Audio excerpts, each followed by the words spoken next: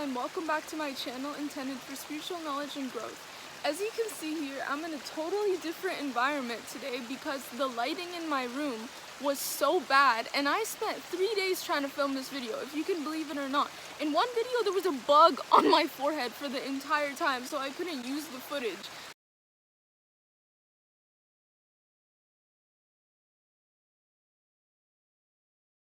Why did that happen to me? That's so weird.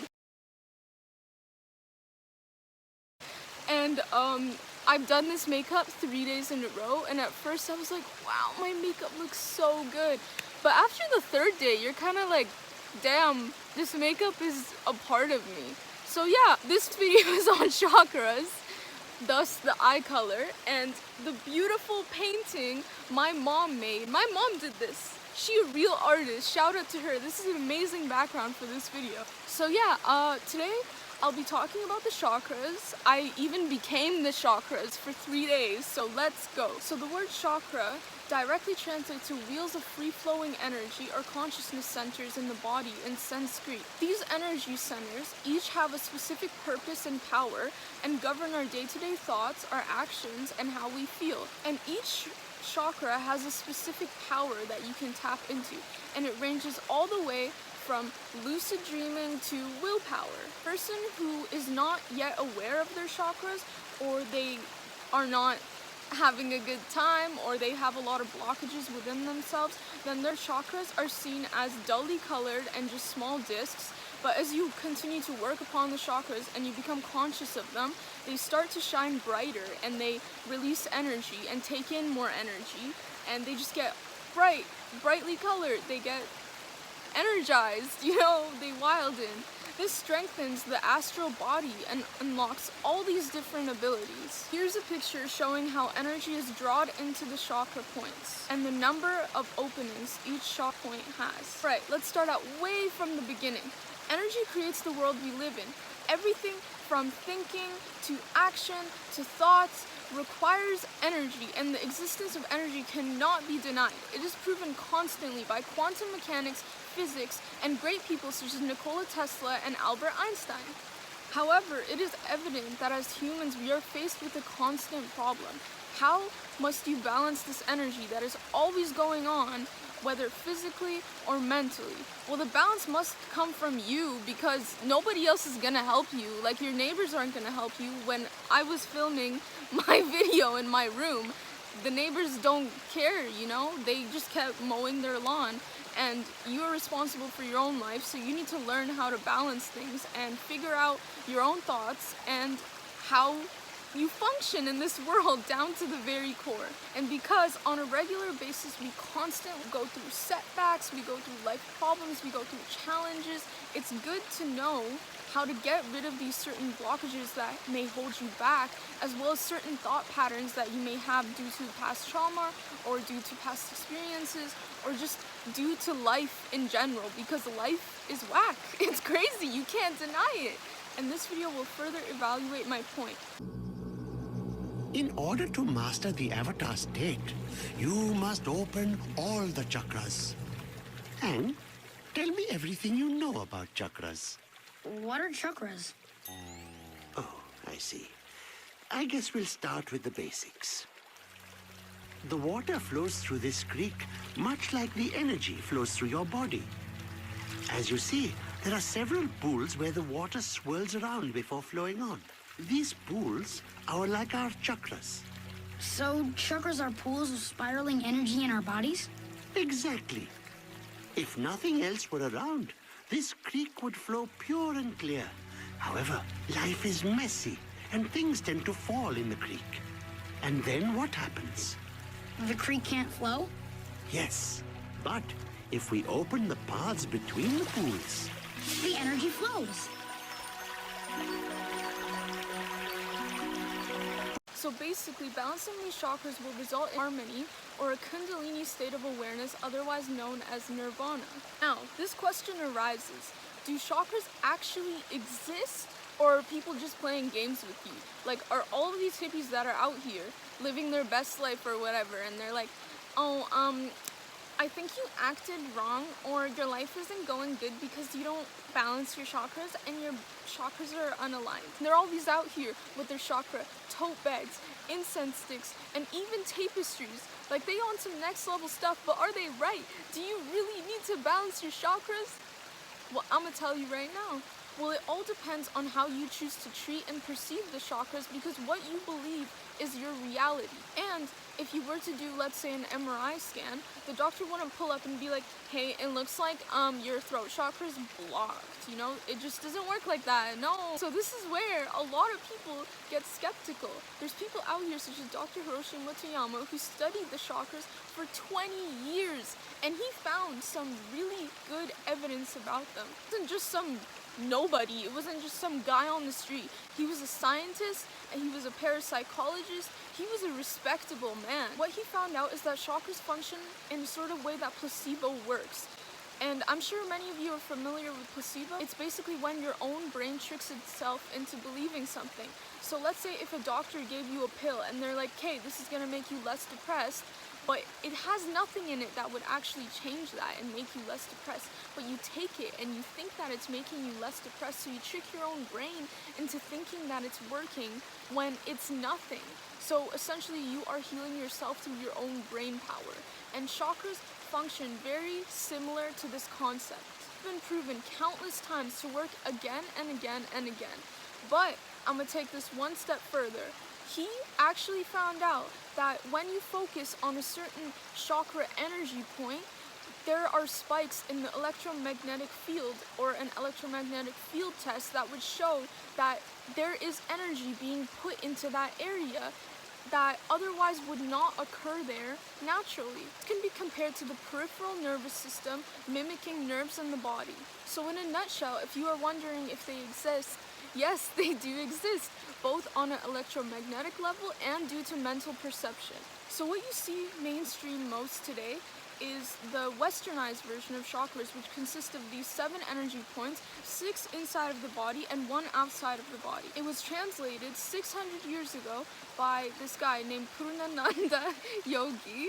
These names are so hard to say, like, I'm sorry I'm uncultured. And it means that it originated from tantric yoga. Colors were eventually added due to this guy named Carl Jung, who translated it into a book called Serpent Power. Otherwise, these colors were not there before. It was just this guy that put them there, you know? He made it mainstream. It's also important to note that many different religions and people believe different things. Some people believe there is up to 88,000 points to 114. And in Hinduism, for example, instead of using color, they use symbols and they use different mantras. And it does a quick tune-up and it balances the energy. And India isn't the only place where chakras are seen. There's evidence of it being seen in Africa, Middle Eastern countries, Asia, and Egypt. And through my personal experience, I am sure there are not just 7 chakras, but the 7 chakras are the main energy points.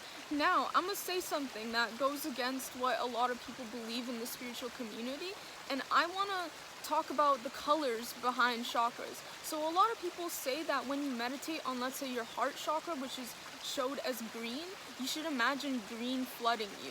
But I don't believe in that, and it actually held me back a bit spiritually, and it wasn't letting me actually feel the energy for myself, because everyone experiences energy differently, and everyone has different experiences that leads them to view life in a different manner. Like, for me, green, I don't really associate green with love, because my past experiences with love have been different colors, maybe pink, you know? It shouldn't be tied to a color. And a good explanation for this is that when you experience something, your entire body takes in the experience. Like, your organs take it in, your pupils might dilate. Like, for example, someone gives you a gift, right, and you really like them, or you have a crush on them, I don't know, like, you love them a lot, and they give you something and it makes you feel loved, and you take that entire experience and it leaves an energetic blueprint on you, such as maybe your heart or your eyes, because, like, they're dilating, you know? It's a whole sensory experience, and it leaves that energetic blueprint.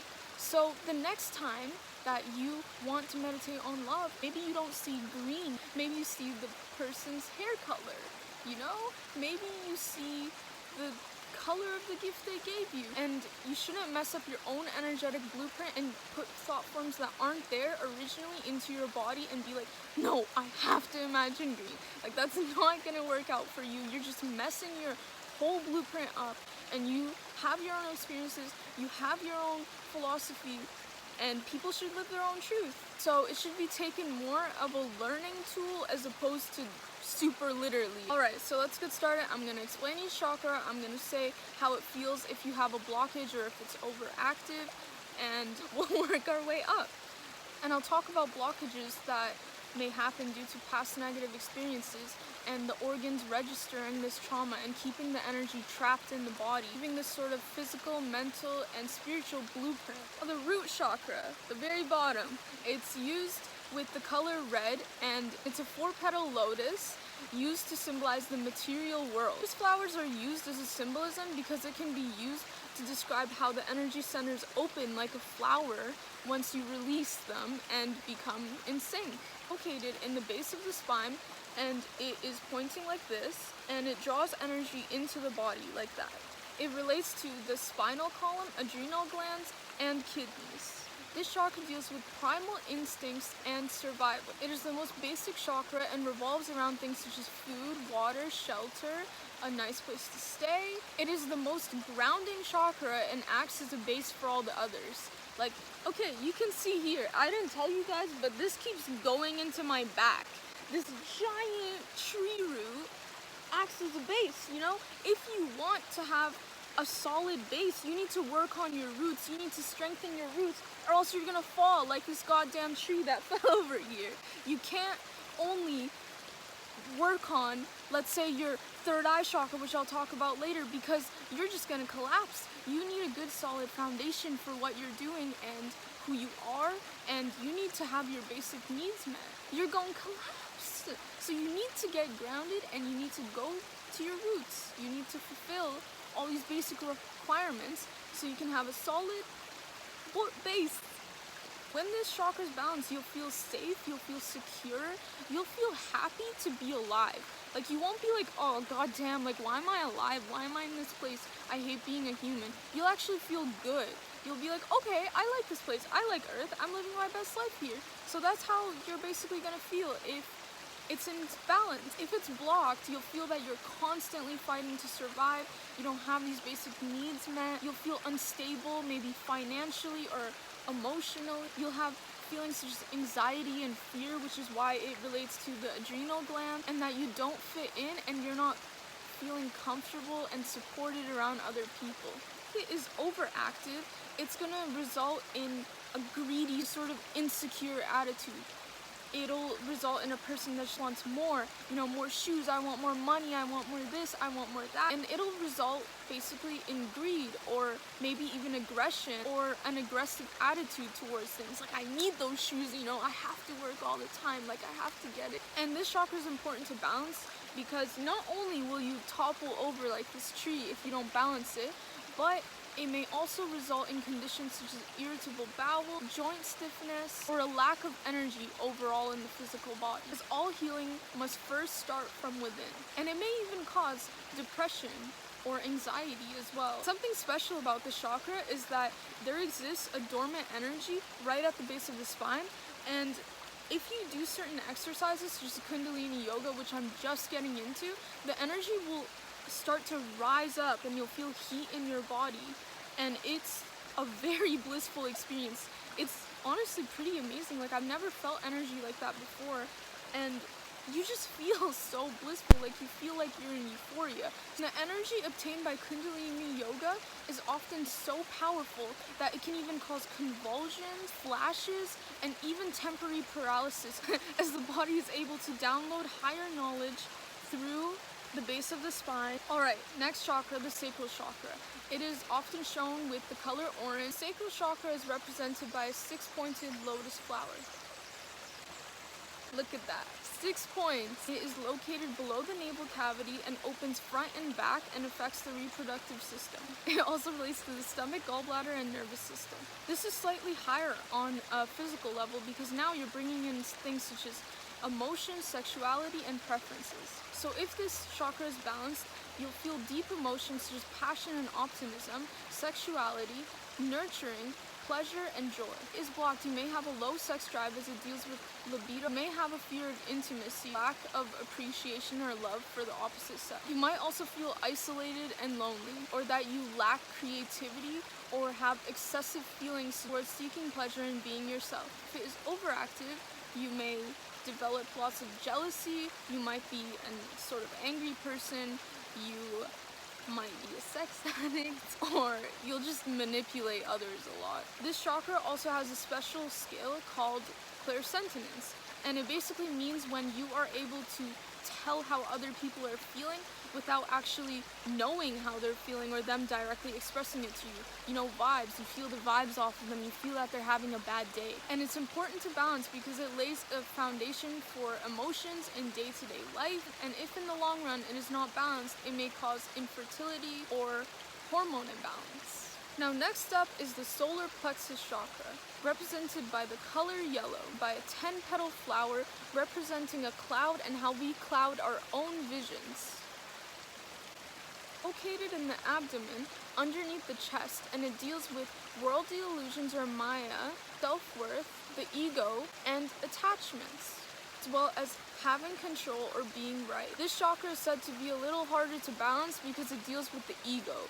And we all have an ego. It's something that we must deal with in this human experience, and it's really hard to get rid of. So yeah, there might be some imbalances sometimes in this. If the chakra is balanced, you'll have drive, confidence, you'll want to go after your goals, you'll want to accomplish your dreams, you'll feel like you have a place in the world and that you have a purpose for being here, and you'll find pleasure in expanding your consciousness, learning more about the universe, and just being yourself and going after the things you want. If this chakra is blocked, you may have low confidence and feel that others may be better than you or higher than you, and you will feel like you are not able to accomplish your dreams, and that the world is against you, and that no matter how hard you try, you just can't seem to get ahead, and there's nothing you can do about it.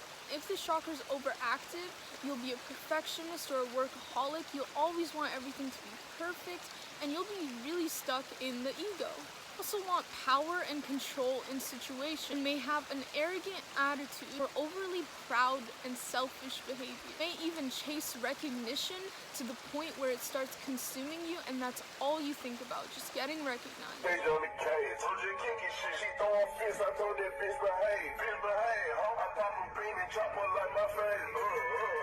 Or you'll be so overly demanding that nothing can meet your expectations, and you're just left with nothing because you think way too highly of yourself, and you're basically a Karen, you know? So having this chakra overactive results in you basically being a Karen. That's all I have to say. And blockages in this chakra can result in ulcers, acid reflux, or eating disorders. Let's move on to the heart chakra, which is represented by a 12-petal lotus and the color green, such as in the nature, the forest behind me, all green, and this right over there. So this chakra is located in the heart center, and it opens front and back, and this chakra deals with unconditional love for everything in the universe, from people to plants and animals. This chakra focuses on selfish love, giving without expecting, loving without expecting to be loved in return, and it focuses on selflessness and sacrifice and just being loved, because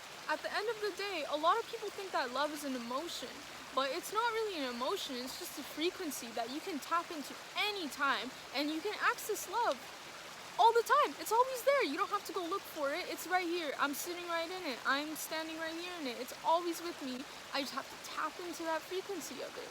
And balancing this chakra actually happens to bring all of the other chakras into harmony, because it sort of acts as an energy pump, and it pumps the energy throughout the body. But if this chakra is balanced, you'll feel light, you'll feel euphoric, you'll feel like you're in peace, have feelings such as gratitude, acceptance, and forgiveness. And one side effect of being in your heart chakra or opening it up is that you have a newfound love for nature. Like, I would have never come here before. Like, you think I care to get stabbed by this, to sit here in this root before? Oh, hell no, I wouldn't care. I just opened up my heart chakra and I was like, damn, you know what?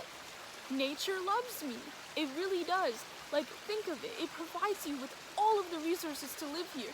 Everything has come from nature. Food comes from nature. Even medicine comes from nature. So that's why they usually correspond it to the color green. Now moving on to blockages. If this chakra is blocked, you may feel bitter or cold towards people. You might also have some hate in your heart.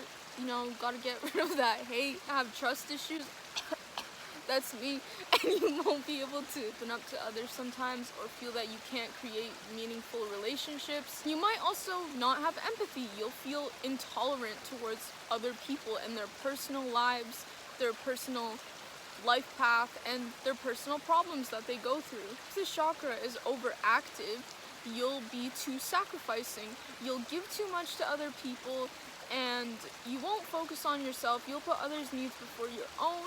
You might also be codependent and want codependency as opposed to being independent. And basically, you'll just give too much. Also, not balancing it could result in long-term issues such as high blood pressure and heart problems. Next up, the throat chakra, represented by the color light blue and a 16-petal lotus flower. It's also obviously located in the throat. You know, throat chakra. It connects to the bronchioles, your throat, the vocal apparatus, your lungs, and the thyroid. And this chakra focuses on communication, artistic expression, on voicing your opinions, on voicing your beliefs, on being yourself. It also relates to talking, listening, to teaching, to making music, to making art, all things that just let you speak yourself, let you speak your truth, show your true colors, be authentic, be real, be you. Also knowing when to speak from knowing when to shut the hell up. So yeah, if this chakra is balanced, you'll have clear communication, you'll not be afraid to speak your truth, you'll have confidence, and you'll act like a leader as opposed to a follower. If it's the opposite, you'll have a hard time speaking your truth, you might get into misunderstandings with people, you might keep secrets from people, you'll have this really bad communication skill, and because good speaking connects to good listening, you'll be a really bad listener. And if it's overactive, you'll be, you know who you'll be? You'll be a gossiper. You'll be like one of those loudmouths that just keep gossiping about other people's lives and just keep going and going. Like, you meet up with them and you're like, hey, what's up? And they're like, did you hear about so-and-so? So yeah, you'll basically use the gift of communication for negativity as opposed to positivity. And it can also result in just being a rude person and being obnoxious. You know, just really great things. It's also important to balance because not having a balance for a long time can result in laryngitis. How do you say? Laryngitis? Yes, laryngitis and sore throat and a whole bunch of throat problems.